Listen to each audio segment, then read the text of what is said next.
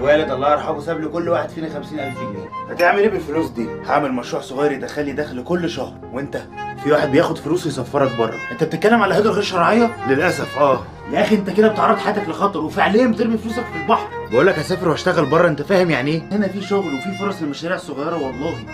خليك في الاوهام بتاعتك دي.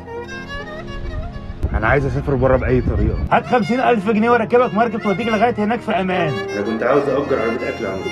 تمام.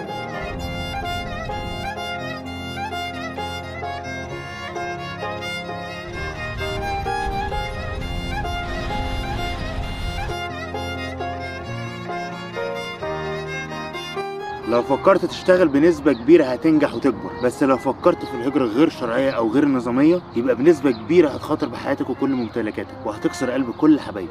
فكر صح واستثمر صح هتعيش صح. الأحلام ممكنة بحياة آمنة.